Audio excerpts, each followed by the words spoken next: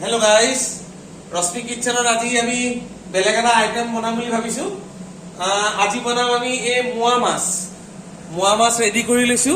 তাৰ পিছতে এয়া পিয়াজ আৰু কেঁচা জলকীয়া কাটি লৈছো এটা নতুন এটা ৰেচিপি বনাই আপোনাক দেখাম আপোনাক চাবচোন মই আসলতে খানা বনাই ভাল পাওঁ যদিও ৰশ্মি কিচন তথাপিও মই বনাই ভাল পাওঁ কাৰণে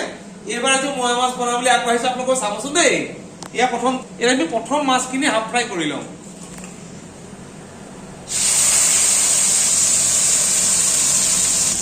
এয়া ফ্ৰাই হৈ আছে হাফ ফ্ৰাই কৰাৰ পিছত আমি তেলৰ পৰা টুকি পেলাম এতিয়া আমি এই মাছখিনি হাফ ফ্ৰাই কৰি ললো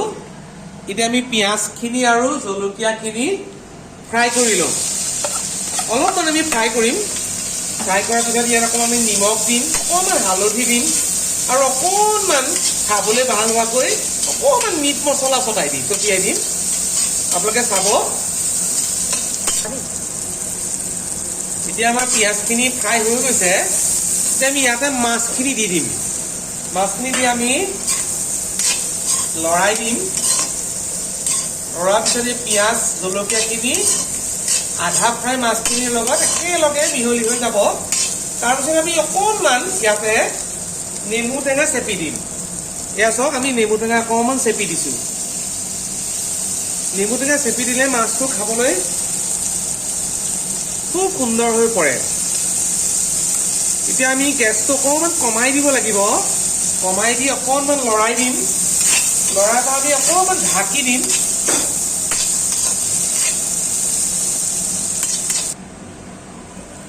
এয়া চাওক মাছখিনি সুন্দৰকৈ ভাজ খালে পিঁয়াজ জলকীয়া আৰু নেমু টেঙা দি ভাজিছোঁ চাওকচোন অকণো ভগা নাই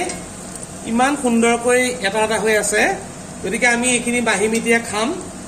আপোনালোকেও চাব কিমান ধুনীয়া লাগে খাই